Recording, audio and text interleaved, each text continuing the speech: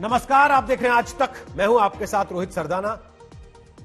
सबसे पहले खबरों को खबरदार के लेंस से आपको दिखाते हैं। बीजेपी ने बिहार में वो किया जिसका गणित तमाम राजनीतिक पंडित नहीं लगा पा रहे थे। मोदी मैजिक ने नीतीश कुमार की 15 साल की सत्ता को बचा लिया और बिहार में मिले जीत के विटामिन से बीजेपी ने मिशन बंगाल में पूरी ताकत झोंक दी। आज हम आपको बताएंगे कि बिहार के बाद कैसे एक भी पल गवाए बगैर बीजेपी अब बंगाल में जीत का ब्लूप्रिंट तैयार करेगी। पीएम मोदी ने बिहार की जीत के जश्न से ही ममता और पश्चिम बंगाल में टीएमसी के शासन पर निशाना साधा है। टीएमसी और बीजेपी के बीच हिंसक टकराव भी हो रहे हैं और चुनाव के पहले ममता बनर्जी की परेशानियां बढ़ गई। उनके मंत्री बगावत के मूड में, उनकी कैबिनेट मीटिंग से भी मंत्री एब्सेंट हो रहे हैं। बीजेपी का बंगाल वाला ये ब्लूप्रिंट क्या है, ये आज हम आपको विस्तार से बताएंगे। बीजेपी को मिशन बंगाल की सफलता के लिए सिर्फ ममता बनर्जी नहीं, लेफ्ट को भी ठिकाने लगाना पड़ेगा और इसकी शुरुआत बीजेपी ने लेफ्ट का गढ़ माने जाने वाले जेएनयू कैंपस से की। प्रधानमंत्री नरेंद्र मोदी ने आज जेएनयू के कैंपस में स्वामी विवेकानंद की मूर्ति का अनावरण किया।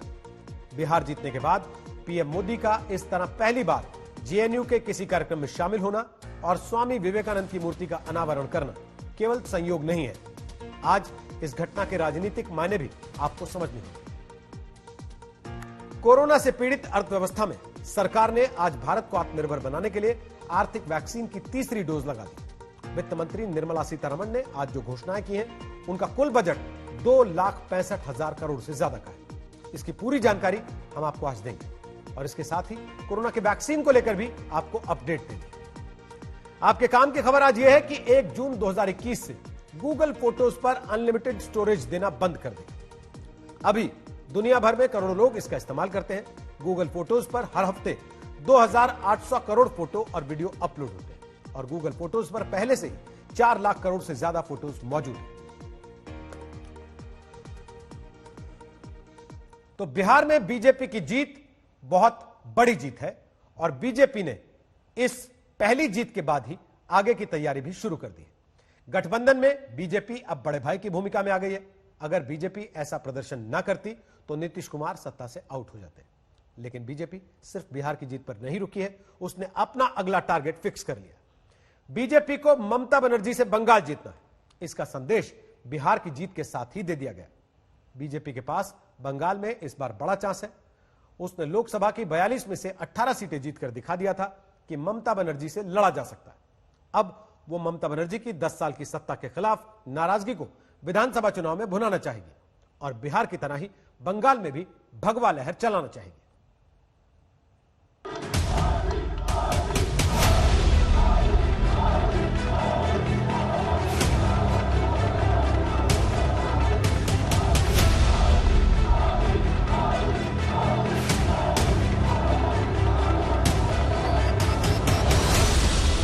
बिहार में 3 बार सरकार में रहने के बाद भाजपा ही एकमात्र पार्टी है जिसकी सीटों में वृद्धि हुई है। भाजपा की सफलता के पीछे उसका गवर्नेंस मॉडल है।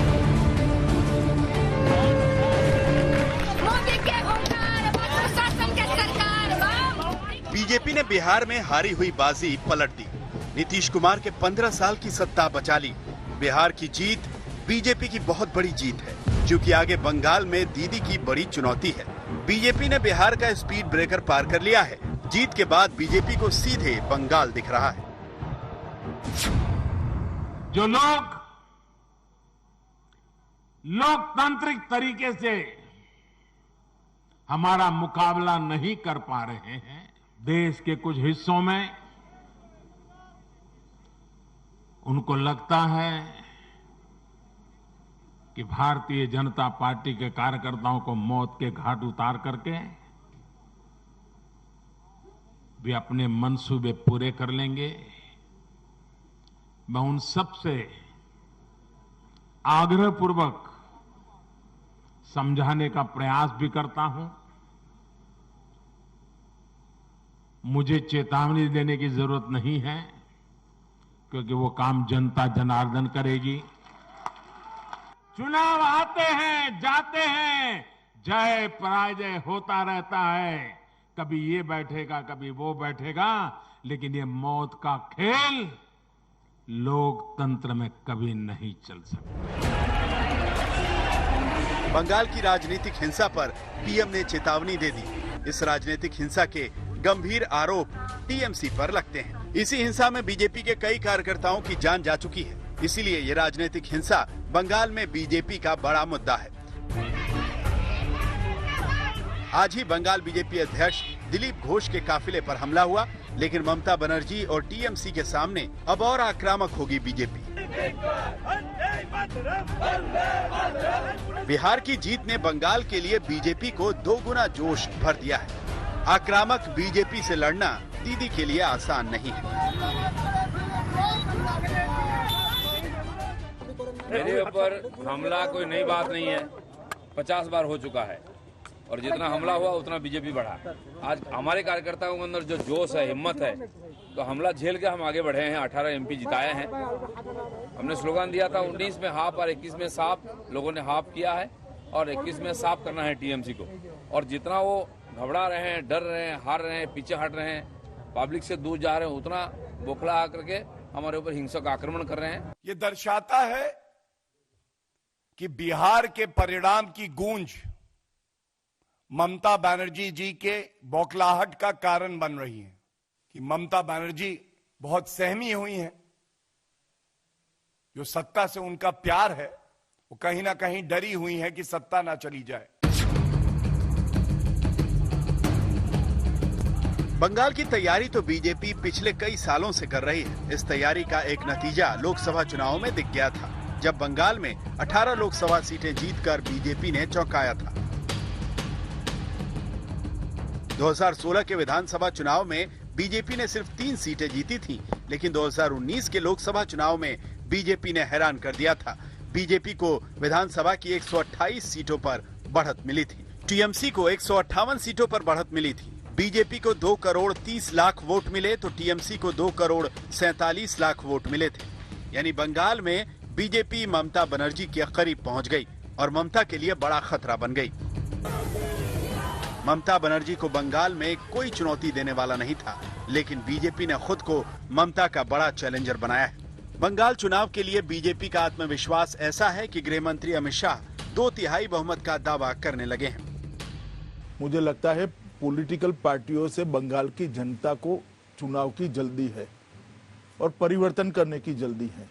जिस तरह की भीड़ मैं देख रहा हूं रोड पर, जहां जाते हैं वहां पर, वो एक प्रकार का गुस्सा दिखाती है अभी के शासन के खिलाफ। एक और तो ममता जी के शासन के प्रति आक्रोश है, गुस्सा है, और दूसरी आंख में मोदी जी स्थिति को सुधार सकते, इसकी भरोसा और आशा भी दिखाई पड़ती है। बंगाल का चेहरा, भाजपा का चेहरा कौन होगा? दिल्ली की तरह बंगाल भी यही सवाल कर रहा है। जरूरत पड़ेगी तो चेहरा भी आ जाएगा, व्यक्ति भी आ जाएगा और विजय सुनिश्चित है।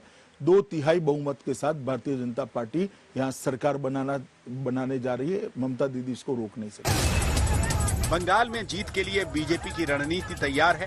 बंगाल में परिवर्तन के प्लान पर काम शुरू हो चुका है। अमित शाह के बंगाल दौरे से साफ संकेत मिल चुके हैं और बिहार में जीत के बाद से बीजेपी के लिए बंगाल की चुनौतियां भी कम हो गई हैं। कोलकाता से मनोज्ञा लोईवाल और इंद्रजीत कुंडू के साथ आज तक ब्यूरो।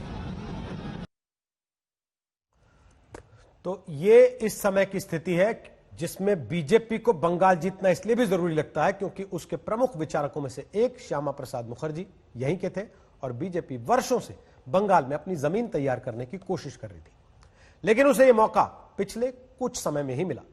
इस अरसे में ममता बनर्जी के खिलाफ बीजेपी ने आक्रामक राजनीति की और बंगाल में लेफ्ट, कांग्रेस सबको आउट करके ममता बनर्जी के सबसे बड़े चैलेंजर के तौर पर खुद को खड़ा कर दिया और जनता को ममता बनर्जी का एक विकल्प दे दिया। आक्रामक बीजेपी से ममता बनर्जी परेशानियों से घिर गई हैं और बीजेपी की तैयारियों के बीच बंगाल का इस बार का चुनाव बहुत दिलचस्प हो जाएगा।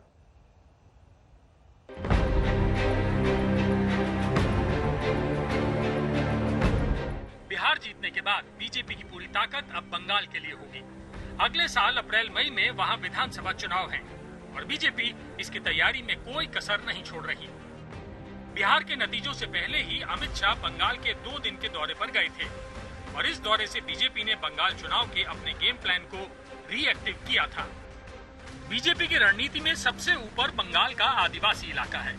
अमित शाह के बांकुरा दौरे से विधानसभा की 126 सीटों पर फोकस किया। आदिवासी इलाकों में जिन जगहों पर बीजेपी चुकी थी वहां के लिए तैयारी की। देश भर में उनके प्रति प्यार और लोगों का समर्थन मोदी जी के प्रति बढ़ रहा है। पश्चिम बंगाल भी पीछे नहीं रहेगा। ना पश्चिम बंगाल के लोग हिंसा से डरेंगे, ना ममता सरकार की नीतियों का समर्थन करेंगे, और हिंसा का स्थान लोकतंत्र में नहीं है। आदिवासी इलाकों के बाद बीजेपी की रणनीति में दक्षिण और मध्य बंगाल है। ये वो इलाका है जहां ममता बनर्जी के सामने बीजेपी बहुत कमजोर है। दीदी को टक्कर देने के लिए बीजेपी ने इस इलाके में भी प्लान बनाया है। कोलकाता में अमित शाह के दौरे से 80 विधानसभा सीटों पर फोकस किया गया। शाह ने मथुआ समुदाय के कार्यकर्ता के घर पर लंच भी किया। इस मथुआ समुदाय की 70 लाख आबादी है। इनका 6 लोकसभा सीटों पर प्रभाव है। यानी ममता बनर्जी के खिलाफ बीजेपी कोई कसर नहीं छोड़ रही है। ममता के उन साथियों पर भी बीजेपी की नजर रही है जो ममता बनर्जी से बगावत के मूड में हैं और अपनी अलग रैलियां कर रहे हैं।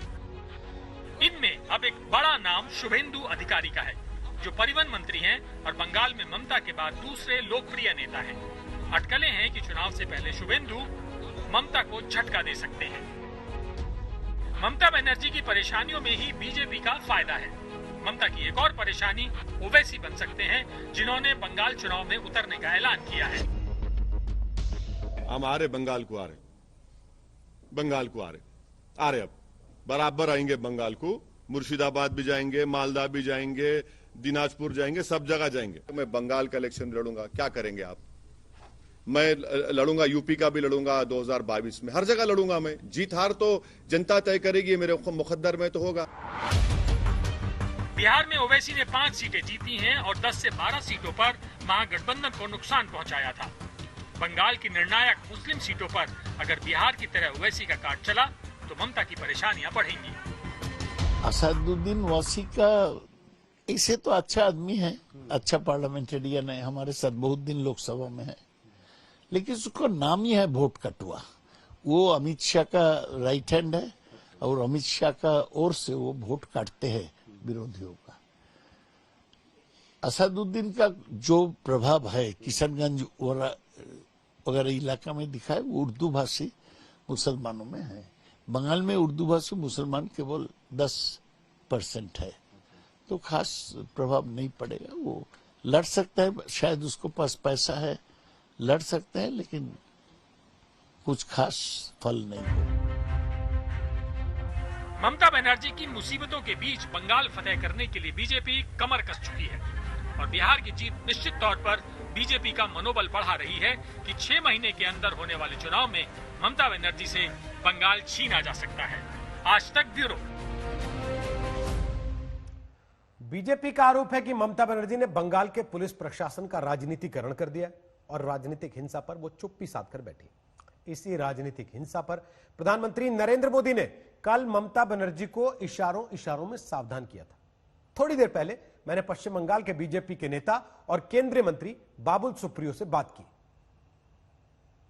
क्या माना जाए, पीएम मोदी ने ममता दीदी को अल्टीमेटम दे दिया बंगाल के लिए? नहीं, ममता दीदी को अल्टीमेटम देने की क्या जरूरत क्या है? ममता दीदी को अल्टीमेटम जो है वो बंगाल की जनता जो है अपने मन में ये ठान लिया है। वो तंग आ चुके हैं ममता दीदी के लैक ऑफ गवर्नेंस या हर तरीके की हरकतों से।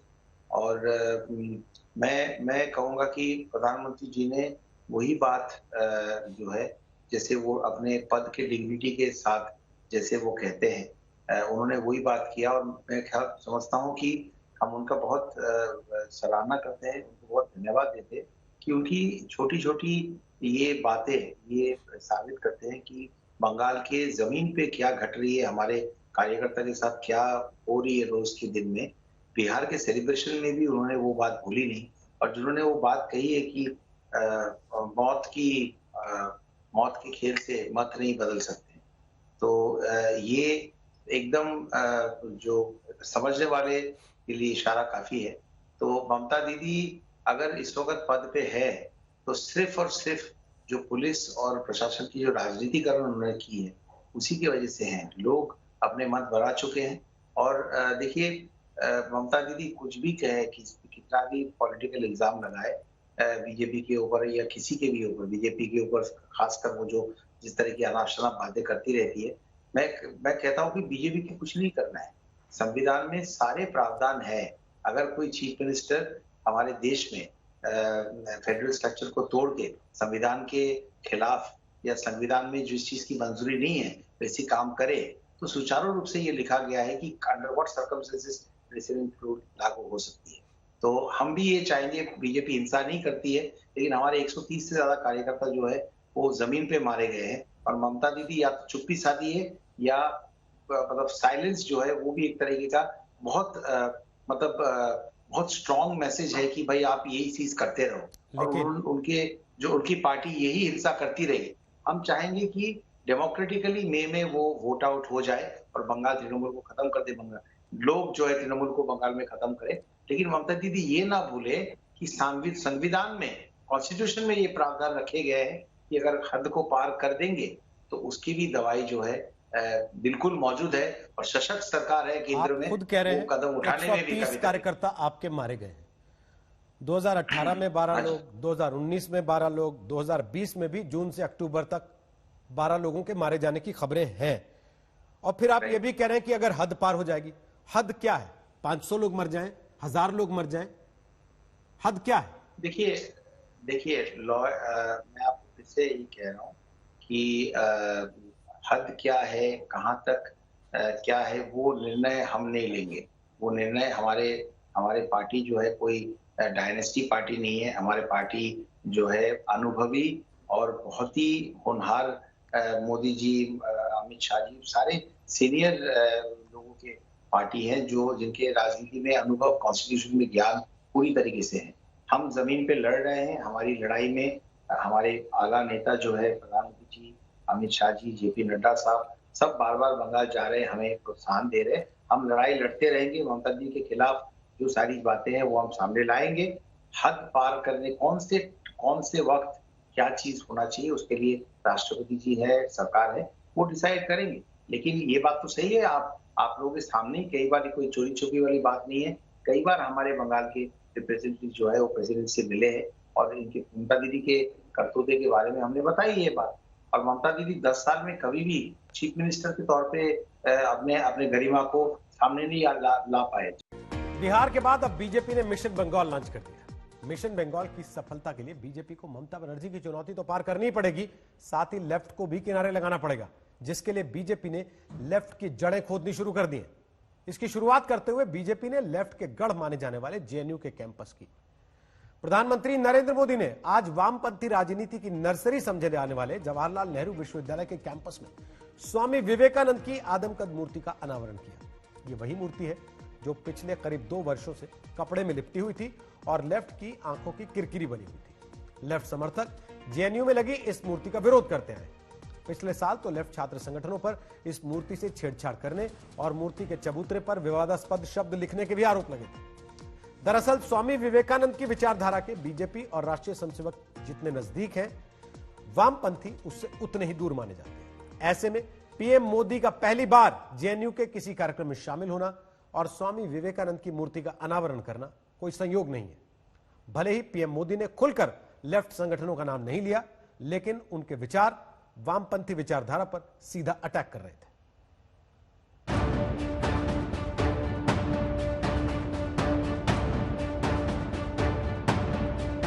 We would like to request Shri VK Singh and also Pradhan ji to help us procure an army tank so that we can put it in a prominent place in JNU. The presence of army tank in a prominent place here will remind constantly thousands of students who pass through this university the great sacrifices and the valor of our Indian Army. ये लगभग एक ही समय की बात है जब JNU के VC M Jagdish Kumar को शिक्षा के मंदिर को टैंक से सुशोभित करने और स्वामी विवेकानंद की प्रतिमा लगवाने का आइडिया क्लिक किया था। उन्होंने वर्ष 2017 में जेएनयू की कार्यकारी परिषद में यह प्रस्ताव रखा। टैंक तो नहीं लग पाया, लेकिन स्वामी विवेकानंद की मूर्ति लगवाने का प्रस्ताव पास हो गया। साल 2017 में ही मशहूर मूर्तिकार नरेश कुमार ने प्रतिमा बनानी शुरू की, जो करीब 1 साल में बनकर तैयार हो गई। लेकिन 3 फीट ऊंचे चबूतरे पर खड़ी 11.5 फीट ऊंची ये प्रतिमा पिछले करीब 2 वर्षों से अपने अनावरण का इंतजार कर रही थी।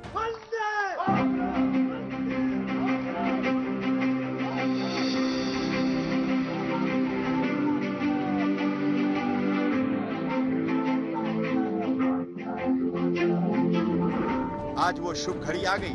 पीएम मोदी ने वर्चुअल तरीके से प्रतिमा का अनावरण किया और जेएनयू कैंपस में स्वामी विवेकानंद की प्रतिमा के होने का महत्व समझाया।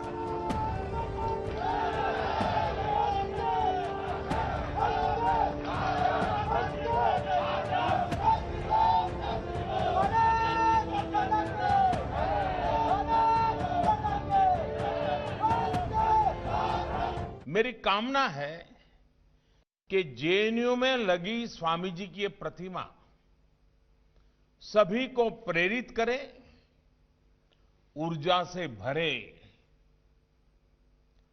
ये प्रतिमा वो साहस दे, करेज दे, जिसे स्वामी विवेकानंद जी प्रत्येक व्यक्ति में देखना चाहते थे। ये प्रतिमा हमें राष्ट्र के प्रति अगाध समर्पण सिखाए।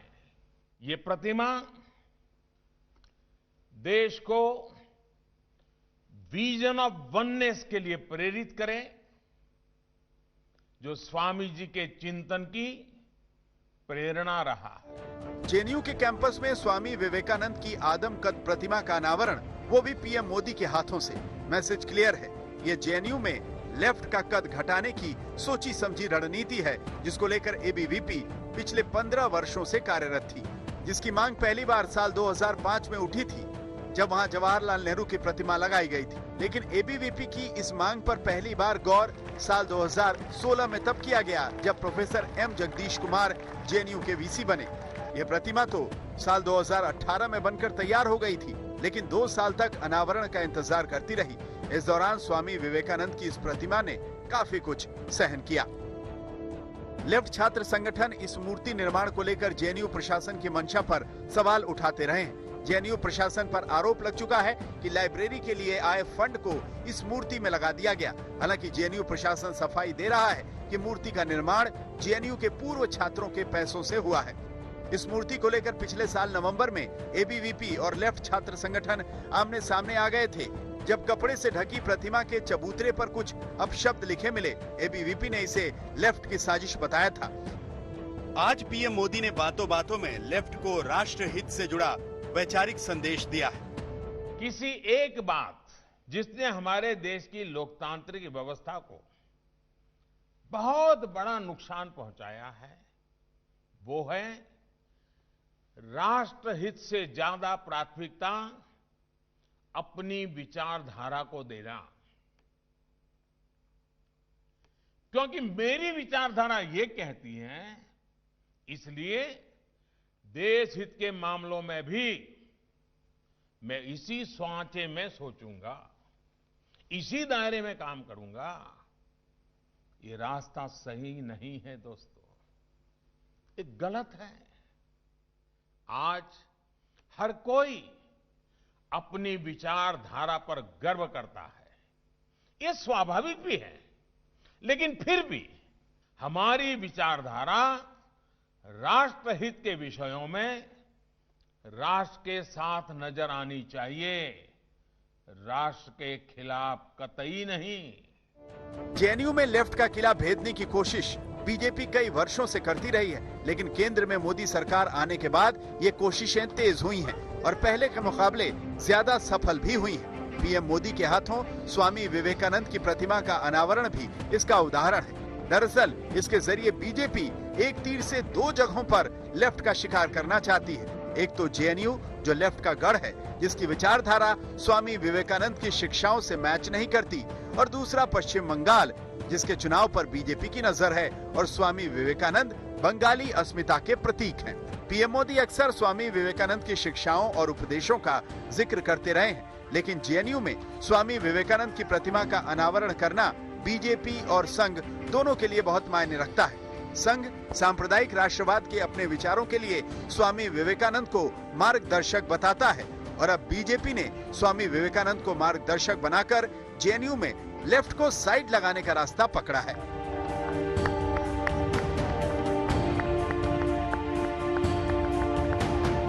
जेएनयू कैंपस में लगी स्वामी जी की प्रतिमा राष्ट्र निर्माण, राष्ट्र प्रेम और राष्ट्र जागरण के प्रति यहां आने वाले हर युवा को प्रेरित करती रहे। इसी कामना के साथ आप सभी को बहुत बहुत शुभकामनाएं, बहुत बहुत धन्यवाद। कहा जाता है कि भारत में इस वक्त वामपंथ यानी लेफ्ट के दो ही गढ़ हैं, एक केरल और दूसरा जेएनयू, जिस पर बीजेपी ने अपना कब्जा जमाने की कोशिशें तेज कर दी हैं। दरअसल वर्ष 1969 में जेएनयू की स्थापना से लेकर अब तक जेएनयू पर वामपंथ का बोलबाला रहा और वामपंथी जेएनयू को अपना गढ़ मानते हैं। लेकिन 2014 में मोदी सरकार आने के बाद जेएनयू में वामपंथी विचारधारा को धक्का लगा, जिसकी वजह से कई बार लेफ्ट और एबीवीपी की वैचारिक लड़ाई सड़कों पर भी आई। लेकिन 2014 के पहले भी जेएनयू का इतिहास हिंसा और वामपंथियों द्वारा देश विरोधी घटनाओं से भरा हुआ। वर्ष 1983 में जेएनयू कैंपस में वामपंथी छात्रों की हिंसा की बात हो, जिसकी वजह से एक वर्ष के लिए यूनिवर्सिटी को बंद करना पड़ा था, या फिर वर्ष 2000 में जेएनयू में वामपंथी छात्रों द्वारा 2 भारतीय सैनिकों को पीट कर अधमरा कर देने की घटना, जिसका जिक्र उस वक्त संसद में भी हुआ था। वर्ष 2010 में जब दंतेवाड़ा में सीआरपीएफ के 76 जवान माओवादी हमले में वीरगति को प्राप्त हुए, तब जेएनयू के गोदावरी ढाबे पर वामपंथी गुटों ने कथित तौर पर जश्न मनाया। वर्ष 2013 में जेएनयू में वामपंथी छात्रों ने महिषासुर पूजन दिवस मनाया और देवी दुर्गा के लिए अपशब्द लिखकर पर्चे भी बांटे। लेकिन 2016 में जेएनयू में आतंकी अफजल गुरु की बरसी के जिस दिन टुकड़े टुकड़े गैंग ने भारत विरोधी नारे लगाए, वो दिन जेएनयू के इतिहास का सबसे काला दिन बन गया। इसके बाद ही बीजेपी ने जेएनयू को देश विरोधी लोगों का अड्डा बताना शुरू कर दिया था और आज जेएनयू के तमाम छात्रों को पीएम मोदी ने राष्ट्रहित का पाठ पढ़ाया। कोरोना पीड़ित अर्थव्यवस्था में सरकार ने आज भारत को आत्मनिर्भर बनाने वाली आर्थिक वैक्सीन की तीसरी डोज लगा दी। वित्त मंत्री निर्मला सीतारमण ने आज कुछ नई आर्थिक घोषणाएं की हैं। आत्मनिर्भर भारत अभियान 3 के तहत हुई इन घोषणाओं का कुल बजट 2,65,000 करोड़ से ज्यादा का। इसमें 1,45,000 करोड़ की उन योजनाओं का बजट शामिल है जिनके तहत 10 सेक्टर्स में प्रोडक्शन लिंक्ड इंसेंटिव दिए जाएंगे। इस पीएलआई स्कीम की घोषणा बुधवार को ही कर दी गई थी। आज की घोषणाओं में जो अहम है उनमें शामिल है नई नौकरियों को बढ़ावा देने की स्कीम। इसके तहत 1,000 से कम कर्मचारियों वाली कंपनी में 15,000 महीने से कम तनख्वाह वाली नई नौकरियों पर कर्मचारी और कंपनी दोनों का 12-12% पीएफ योगदान का पैसा सरकार देगी और अगर कंपनी में 1,000 से ज्यादा कर्मचारी हैं तो सिर्फ कर्मचारी के पीएफ योगदान का पैसा सरकार देगी। मार्च के बाद कोरोना के संकट काल में जिन्होंने नौकरियां गंवाई हैं उन्हें भी स्कीम का फायदा मिलेगा। वित्त मंत्री ने आज पीएम गरीब कल्याण रोजगार योजना के तहत मौजूदा वित्त वर्ष में 10,000 करोड़ का बजट बढ़ा दिया। सरकार की आज की घोषणाओं में 65,000 करोड़ की अतिरिक्त खाद्य सब्सिडी का ऐलान किया गया। आज की घोषणाओं में 2 करोड़ तक के घर खरीदने वाले और उन्हें बेचने वाले बिल्डर्स के लिए भी बड़ा ऐलान है। इनकम टैक्स रूल में छूट देते हुए जून 2021 तक मार्केट वैल्यू से 20% कम पर भी नए मकान खरीदे बेचे जा सकते हैं। अभी तक सर्किल रेट से सिर्फ 10% कम तक के रेट पर मकानों की खरीद बिक्री होती थी। इसके अलावा अर्बन हाउसिंग के लिए 18,000 करोड़ अतिरिक्त बजट दिया गया। यह प्रधानमंत्री आवास योजना के लिए दिए गए 2020-21 के बजट अनुमानों के अलावा है। सरकारी अनुमान के मुताबिक इससे 12 लाख हाउसिंग यूनिट्स के निर्माण की प्रक्रिया शुरू होगी और 18 लाख घरों के निर्माण जो अटके हुए हैं वो पूरे होंगे। इससे 78 लाख नई नौकरियां क्रिएट होंगी। वित्त मंत्री ने आज कोविड-19 वैक्सीन के लिए 900 करोड़ का रिसर्च एंड डेवलपमेंट ग्रांट देने की भी घोषणा की है।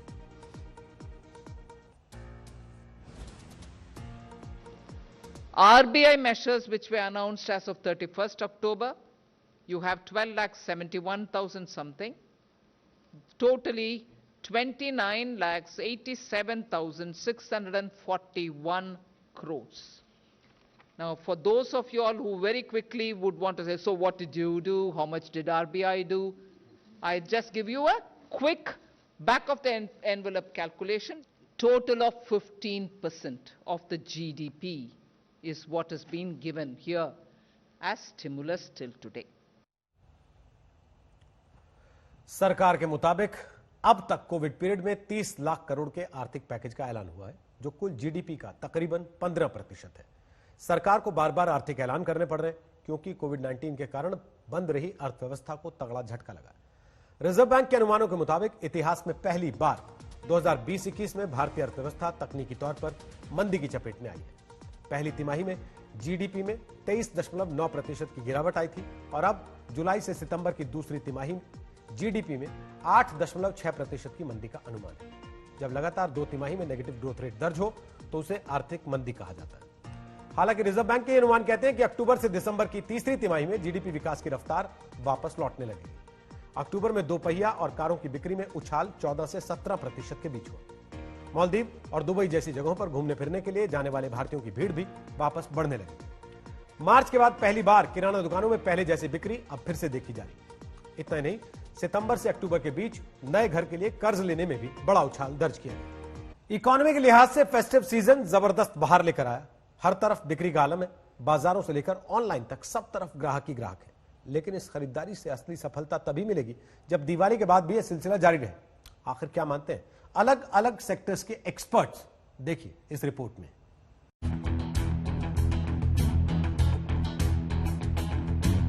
फेस्टिव सीजन में तो उम्मीदों के मुताबिक ही खरीदारी का माहौल नजर आ रहा है। इस बीच इस बात पर भी लगातार मंथन हो रहा है कि दिवाली के बाद कैसे अर्थव्यवस्था बढ़ेगी। इसके लिए राहत पैकेज पर ही सबसे ज्यादा उम्मीद है। इसी कड़ी में बड़ा ऐलान किया गया है। आत्मनिर्भर भारत के तहत देश की मैन्युफैक्चरिंग क्षमता को बढ़ाने और निर्यात को बेहतर बनाने के लिए प्रोडक्शन लिंक्ड इंसेंटिव यानी PLI स्कीम का दायरा बढ़ाने के लिए इसे 10 सेक्टर्स में लागू किया जाएगा। सरकार का दावा है कि इससे घरेलू कंपनियों को भी फायदा होगा। We are looking at 1, Atmanirbharta, 2, making sure that India will be a part of the global value chain, and 3, ensuring that critical sunrise sectors get the necessary support from the government so that we are able to build an India which is strong enough to service its own domestic market, but also making sure that we are able to link up with the global value chains. Modi सरकार ने यह फैसला किया कि 10 उत्पादन के प्रमुख क्षेत्रों में उत्पादन आधारित प्रोत्साहन राशि यानी प्रोडक्शन लिंक्ड इंसेंटिव दिया जाएगा। 10 प्रमुख सेक्टर्स में PLI स्कीम लागू किए जाने से भारतीय मैन्युफैक्चरर्स का दुनिया में डंका बजेगा और भारत ग्लोबल सप्लाई चेन का हिस्सा बन सकेगा। अभी तक उठाए गए कदमों के सहारे इकोनॉमी के पटरी पर लौटने का भरोसा अब कारोबारियों को भी होने लगा है। जहाँ तक बिजनेस की बात है, दिवाली के बाद definitely it will pick up, but it will take the speed according to me, from April onwards. So next 2020 is almost you can say gone. To revive the industry again in the coming 3-4 months, but from 2021 April first quarter, India will have a very good increase in GDP as well as the business across the world. Diwali के बाद उम्मीद है कि economy का हर एक sector बेहतर प्रदर्शन करेगा। सबसे ज्यादा लुढ़कने वाली होटल इंडस्ट्री में भी अब ऑक्यूपेंसी अप्रैल के 10% के मुकाबले अक्टूबर में 26% हो गई है। घरेलू उड़ानों को भी प्री कोविड स्तर के 70% के बराबर मंजूरी मिल गई है। इसी तरह IPL के सफल आयोजन और ISL की शुरुआत के बाद अब तो राज्यों के स्तर पर भी खेल प्रतियोगिताओं के आयोजकों के हौसले बुलंद हैं। IPL का आयोजन जिस तरह से हुआ उससे लगता है कि रास्ता तो मिला। हम भी फुटबॉल में वेस्ट बंगाल सुपर लीग 2021 में ला रहे हैं। PM मोदी फिट इंडिया को हम समर्थन करते हैं। डिजिटल के माध्यम से हम लोगों तक पहुंचेंगे। सबसे दिलचस्प अनुमान तो एस्ट्रोलॉजर्स का है। ज्योतिष विज्ञान को समझने वाले भी आर्थिक हालात में सुधार का अनुमान जता रहे हैं। दिवाली के दिन से हमारे जीवन में काफी सुधार होगा, आर्थिक स्थिति इम्प्रूव होगी और हम एक नई समृद्धि की तरफ जाएंगे, क्योंकि जुपिटर यानी गुरु अपनी राशि धनु के अंदर है और जो शनि है वो अपनी राशि के अंदर है। तो ये दोनों ही ग्रह जो हैं सुख, समृद्धि और पैसे के ग्रह हैं। तो जैसे ही ये ग्रह अपनी राशि के अंदर आ रहे हैं, ये हमारे जीवन में एक सुधार लाएंगे। लघु उद्योग जो है वो बढ़ता जाएगा। यानी इकोनॉमी में भरपूर ग्रीन शॉट्स नजर आ रहे हैं। ऐसे में इन सारे सेंटिमेंट्स पर पानी फेरने का डर केवल कोरोना की दूसरी लहर से है। अगर भारत उससे बचने में कामयाब रहा तो फिर आर्थिक रफ्तार को बुलेट ट्रेन की रफ्तार से दौड़ने से कोई नहीं रोक पाएगा। ब्यूरो रिपोर्ट, आज तक। दिवाली का मौका गिफ्टिंग इंडस्ट्री के लिए सबसे बड़ा त्योहार होता है। इस बार भी कोरोना के कहर के बीच ऑनलाइन माध्यमों के जरिए गिफ्ट्स का बड़े पैमाने पर लेन देन होने का अनुमान है। खास बात है कि इस बार के गिफ्ट्स पर वोकल फॉर लोकल का जबरदस्त असर है। कोरोना काल ने गिफ्ट्स के ऑनलाइन बाजार को जोरदार तरीके से बढ़ाने में मदद की है। इस बढ़ोतरी का फायदा आत्मनिर्भर भारत और वोकल फॉर लोकल की पीएम की अपील से देसी गिफ्टिंग इंडस्ट्री को भी मिला है। India's quest to become Atmanirbhar is not just a vision, but a well-planned economic strategy. A strategy that aims to use the capabilities of our businesses and skills of our workers to make India into a global manufacturing powerhouse. भारतीय skill से भारत में ही नहीं दुनिया में अपने सामान को बेचने की पीएम की कोशिशों ने इस बार दिवाली पर जबरदस्त असर डाला है। इससे उम्मीद बढ़ी है कि भारत का गिफ्टिंग बाजार 2019 के $119 मिलियन से बढ़कर 2025 तक $159 मिलियन हो जाएगा। ऑनलाइन गिफ्टिंग का बाजार भी 2019 तक $66 मिलियन से बढ़कर 2024 तक $84 मिलियन होने का अनुमान है। हालांकि आकार दुनिया की $450 अरब की गिफ्टिंग इंडस्ट्री के सामने बेहद मामूली है।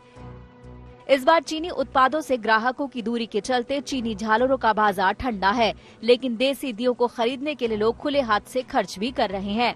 वाराणसी में इस बार दिवाली पर 3 से 4 गुना ज्यादा दिए बनाए जा रहे हैं। अच्छी खासी इसका जो है कि विक्रेता बहुत बढ़िया हो गई इस बार। लंफ वाले दिए बना रहे हैं, सब शंख वाले दिए बना रहे हैं, सब पूरे नया डिजाइन का दिया है। ये तो सिंपल है, अब तो नए नए डिजाइन का दिया है मेरे पास। इसी तरह अगरतला और उसके आसपास के इलाकों में मोमबत्ती बेचने वाली महिलाओं के समूहों को इस बार बड़े ऑर्डर मिल रहे हैं। इस महिला समूह ने कई और महिलाओं को ज्यादा ऑर्डर पूरा करने के लिए रोजगार दिया है। ये तो बहुत शुद्ध देसी भारतीय उत्पाद हैं, लेकिन इन उत्पादों समेत हर तरह का सामान बेचने वाली ई-कॉमर्स कंपनियां भी दिवाली के गिफ्ट्स के सहारे अपना कारोबार तेजी से बढ़ते देख रही हैं।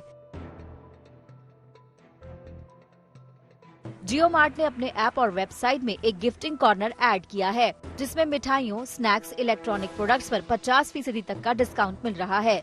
फर्न्स एंड पेटल्स तो अप्रैल से ही ऑनलाइन गिफ्टिंग और सरप्राइज लाइव सिंगिंग जैसे ऑफर्स लोगों को मुहैया करा चुकी है। लेकिन मिठाइयों के लिए मशहूर दिवाली को इस बार दुकानदार खास बनाने की तैयारी में है। मिठाई उत्पादकों की संस्था FSNM के मुताबिक ग्राहकों में फेस्टिवल सीजन को लेकर जोश है और इस बार उनकी पहली पसंद पारंपरिक देसी हाइजेनिक मिठाइयाँ हैं। इनकी डिमांड तो हमेशा है और रही है, कभी कम नहीं हुई, डिमांड बढ़ती ही रहती है और हर परिवार की पसंद है। हर परिवार में बड़े शौक से मिठाइयाँ ही खाई जाती हैं, जैसे लड्डू, गुलाब जामुन, मावे की मिठाइयाँ, बंगाली मिठाइयाँ। अब इस बार पैंडेमिक की वजह से थोड़ा कस्टमर के बिहेवियर में थोड़ा चेंज है, वो न्यूट्रिशन वैल्यू को ज्यादा और ध्यान दे रहे हैं। वैसे मिठाइयाँ तो हमेशा न्यूट्रिशन वैल्यू पे ही रही हैं हाई। उम्मीद है कि दिवाली पर वोकल फॉर लोकल और आत्मनिर्भर भारत का सबसे बड़ा और सफल असर देखा जाएगा और इसके बाद इन दोनों के सहारे भारतीय अर्थव्यवस्था नई ऊंचाइयों पर पहुंच जाएगी। ब्यूरो रिपोर्ट, आज तक। कोरोना के बढ़ते मामलों के बीच भारत में कोरोना वैक्सीन को लेकर एक अच्छी खबर है। देश में ऑक्सफोर्ड और एस्ट्राजेनेका की वैक्सीन का ट्रायल कर रही कंपनी सीरम इंस्टीट्यूट ने तीसरे फेज के ट्रायल का रजिस्ट्रेशन हासिल कर लिया, यानी अब इस वैक्सीन के अंतिम चरण के ट्रायल शुरू हो जाएंगे। सीरम इंस्टीट्यूट का कहना है कि अगर तीसरे फेज के ट्रायल भी सफल होते हैं तो जनवरी 2021 में कोवैक्सीन आ सकती है। सीरम इंस्टीट्यूट ने अभी वैक्सीन की कीमत का खुलासा नहीं किया है, लेकिन कहा जा रहा है कि यह वैक्सीन काफी किफायती होगी और सबकी पहुंच में। और इसी के साथ खबरदार में आज के लिए इतना ही, लेकिन देश दुनिया की खबरों के लिए आप देखते रहिएगा आज तक।